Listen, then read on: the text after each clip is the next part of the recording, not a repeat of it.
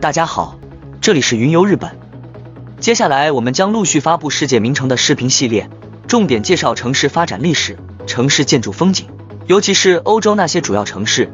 只有通过开阔的视角从空中俯瞰它们，才能真正理解它的古老文化的传承。今天我们要介绍的是一颗中欧明珠——布达佩斯。布达佩斯，匈牙利的首都，是一座充满历史和文化底蕴的迷人城市。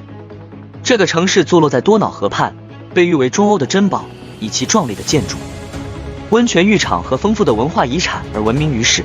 布达佩斯的历史可以追溯到古代，最初是凯尔特人的定居点，后来成为了罗马城镇。匈牙利人在9世纪后期抵达这里，经历了蒙古帝国的掠夺和奥斯曼帝国的统治。在哈布斯堡王朝重新征服城市后，布达佩斯进入了一个新的繁荣时代。1873年，布达和佩斯两个城市合并，正式成为匈牙利的首都，也是奥匈帝国的共同首都。今天的布达佩斯是一个国际都市，是匈牙利的文化、政治和经济中心。这个城市拥有令人印象深刻的建筑，包括匈牙利议会大厦和布达城堡。这些建筑都位于多瑙河沿岸的中心地区，被联合国教科文组织列为世界遗产。此外，布达佩斯还以其地热温泉和欧洲最大的温泉水洞穴系统而闻名，每年吸引着大量的国际游客前来享受温泉疗养。无论您是追寻历史、品味美食，还是欣赏艺术，布达佩斯都能满足您的需求。这个城市充满活力，充斥着音乐、文学和艺术，同时也是欧洲创新与技术研究院的总部，展现了现代与传统的完美融合。总之，布达佩斯是一个令人陶醉的城市，它融合了丰富的历史和现代化的魅力。无论您是文化爱好者还是寻求放松的旅行者，都会在这里找到自己的乐趣。欢迎您来探索这个充满魅力的城市，体验它独特的魔力和热情好客的氛围。布达佩斯有记载的历史开始于罗马帝国89年建立的一个城堡阿昆库姆以及它北部产生的居民区。这个居民区位于今天的旧布达，当时当地的居民主要是凯尔特人。从106年开始一直到4世纪，阿昆库姆是潘诺尼亚省的省会，它位于潘诺尼亚的自然边界多瑙河上。其城堡对于罗马帝国来说有重要的地位，因此自然成为总督的驻地。107年，哈德良开始在这里建造总督宫殿。罗马帝国没落后，从东部来的游牧民族进入此地。4世纪末，他们到达潘诺尼亚，农村和部分罗马城市被这些好战的部落摧毁。896年，马扎尔人再次定居，形势才开始缓和下来。他们在整个潘诺尼亚定居，包括老布达地区。他们被基督化后定居于围绕着教堂的村庄中，从事农业和畜牧业。作为交通枢纽，佩斯获得越来越大的重要性。佩斯的名字来自于斯拉夫语，意思是炉子，可能因为当地有许多温泉，或者因为上帝有许多烧石灰的窑炉。佩斯与布达之间的渡船交通非常繁忙。伊什特万一世加冕为匈牙利第一位国王之后，整个地区的政治形势也获得巩固。1241年，蒙古帝国的第二次西征在苏布台率领下，在蒂萨河之战中大败匈牙利国王贝拉4世的主力大军，蒙古军进城烧杀掠夺，几乎完全摧毁了布达和佩斯两城。贝拉4世为躲蒙古人追杀，只身逃出皇宫，前往了维也纳。后蒙古人撤离布达和佩斯，民众才返回重建城市。1308年，匈牙利国王将其驻地移到维谢格拉德。1361年，佩斯成为匈牙利首都。1514年，附近地区爆发农民暴动。从1446年开始，奥斯曼帝国不断向匈牙利进攻，匈牙利大多数地区被毁。1526年，佩斯被奥斯曼帝国占领。15年后，受到城堡保护的布达也失陷。未被占领的匈牙利的首都从1536年至1784年是今天的布拉迪斯拉发。布达成为奥斯曼总督的驻地，佩斯则完全失去了重要性，大多数居民也从那里搬走了。从1526年开始，奥地利哈布斯堡王朝获得了匈牙利国王的位置，自此匈牙利成为奥地利一部分。哈布斯堡王朝在大土耳其战争后终于战胜了奥斯曼帝国，恢复了匈牙利王国。但是布达与佩斯的处境并没有任何变化，统治他们的依然是外族人，而且他们的居民依然必须付很高的税。市内爆发市民暴动，但是被镇压。1723年，佩斯成为王国政府的驻地。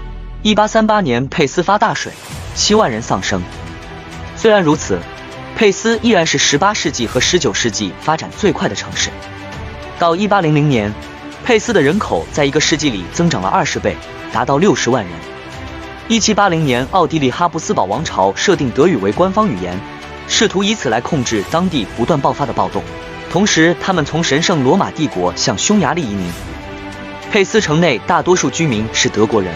由于布达和佩斯市内有各种民族的人生活，而每个民族对这2座城市都有自己的名字，因此布达佩斯今天在许多语言中均有自己的名字。布达与佩斯发展迅速的原因之一，是因为2座城市之间在夏季有一座铁链桥相连。1839年至1849年，2城之间在匈牙利改革家塞切尼一世特万的建议下建成了第一座正式的桥梁。今天这座桥以塞切尼一世特万命名，是布达佩斯市内跨越多瑙河的9座桥中最著名的一座。当时它是多瑙河上雷根堡下游的第一座桥。在1848年革命中，布达佩斯是动乱最大的城市之一。匈牙利人试图推翻统治了150多年的奥地利哈布斯堡王朝，革命使第2任奥地利皇帝斐迪南一世退位。在俄罗斯帝国的帮助下，奥地利帝国血腥镇压了这次暴动，但是这个事件后来间接地导致了1867年奥匈帝国的成立。匈牙利基本上获得自治。奥匈帝国开国皇帝继任其伯父斐迪南的新奥皇弗朗茨约瑟夫一世在布达佩斯象征性地待了数周。当时他住在布达宫中，与匈牙利的部长和议会一起管理事务，说匈牙利语，穿匈牙利军装。1849年，革命政府就已经将布达佩斯和老布达合并为一个城市了，但是哈布斯堡王朝恢复了他的统治后，又将这个合并取消了。直到1872年，2城才正式合并。此前2座城市就已经开始合作讨论建筑和城市规划的问题了。1896年，匈牙利庆祝马扎尔人定居1000周年，市内修建了许多大型的工程，比如英雄广场以及欧洲大陆上的第一座地铁。从1840年到1900年，居民数翻了7倍，达到73万人。进入20世纪，郊区人口增长迅速，大量国家工业向城市聚集。第1次世界大战，奥匈帝国战败，匈牙利本身有许多人丧生。1918年，奥匈帝国分裂，匈牙利独立，但是同时按照特里亚农条约，匈牙利本身也几乎丧失了3/4的地方。对于布达佩斯来说，这只是一个短暂的打击。1919年，库恩贝拉在布达佩斯建立了匈牙利苏维埃共和国，战争部长霍尔西则在塞格组织了一个保守反政府。此时匈牙利罗马尼亚战争仍然继续。7月29日，罗马尼亚王国军队横渡蒂萨河，最终布达佩斯于8月3日被罗马尼亚占领，苏维埃政府灭亡。最后反政府获胜。1919年11月16日，霍尔西率先带领他的军队进入布达佩斯。由于当时匈牙利依然是一个王国，但是没有国王，因此霍尔西自认为执政。但罗马尼亚军队仍然占领着匈牙利东部，包括布达佩斯。他们1920年2月才撤出布达佩斯，1921年完全撤出匈牙利。到1930年，布达佩斯有100万常住居民和40万郊区居民。在第2次世界大战期间，由霍尔蒂执政的匈牙利王国签署加入德意日轴心国。期间，匈牙利获得了罗马尼亚的北特兰西瓦尼亚。1944年，苏联反攻德国，匈牙利见十字党发动政变，拘捕了霍尔蒂，使纳粹德国进驻匈牙利布达佩斯，并扶植亲德的匈牙利政府。当地仍有50万犹太居民，即大约有1/3死于亲德匈牙利政府的大屠杀。1944年，布达佩斯也遭到盟军轰炸的破坏，最严重的是从1944年12月末到1945年2月初，为期102天的布达佩斯围城战期间，德国和匈牙利军队对城市进行了破坏。在退入布达时，德国和匈牙利军队炸毁了多瑙河上所有的桥。在整个围城过程中，38000市民丧生。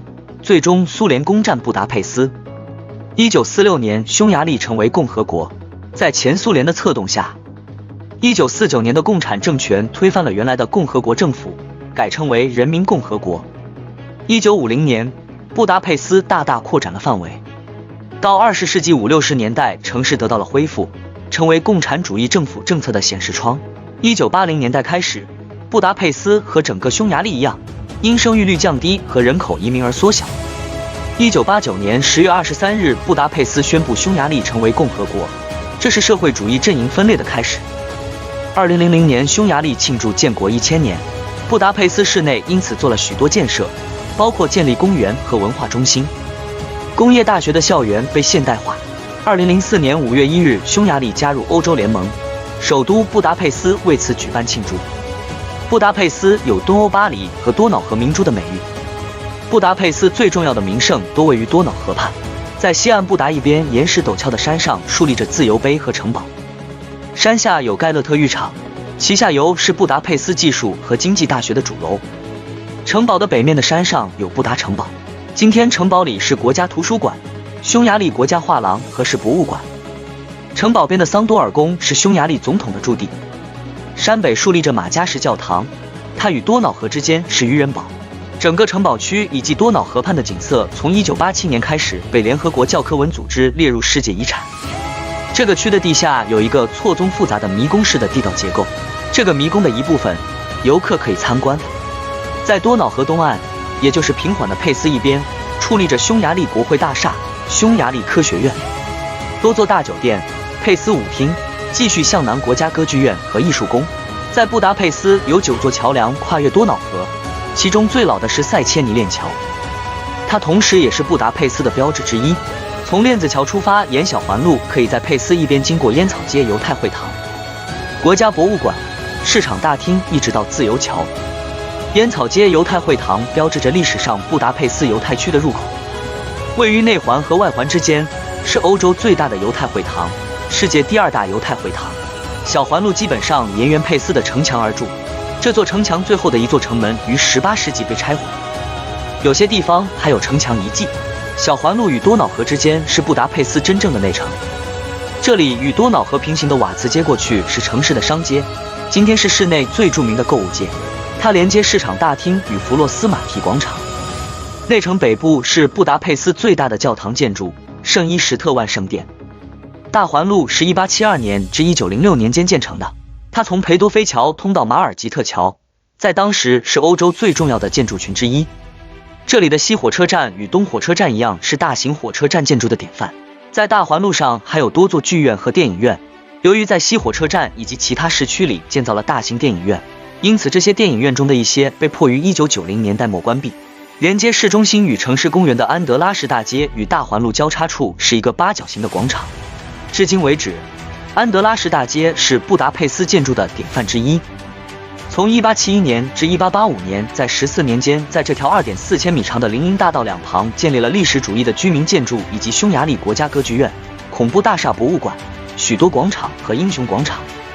英雄广场的周围是艺术厅和艺术博物馆。广场中心的1000年纪念碑周围有14位匈牙利国王的立像。从2002年开始，安德拉什大街列为世界遗产。大街下是布达佩斯地铁的第1条线路，它是继伦敦后欧洲的第2条地铁。在英雄广场后是城市公园，它是1896年纪念马扎尔人定居1000周年庆祝时建立的，包括动物园、马戏场、滑冰场和塞切尼温泉浴场。位于市中心以外的有罗马居民点阿奎库的遗址遗迹新建的收藏社会主义时期雕塑的布达佩斯雕塑公园。本期关于布达佩斯的介绍到这里就快要结束了，非常感谢大家看到片尾。如果您喜欢我们的视频内容，请帮忙点赞加关注，下期视频再见。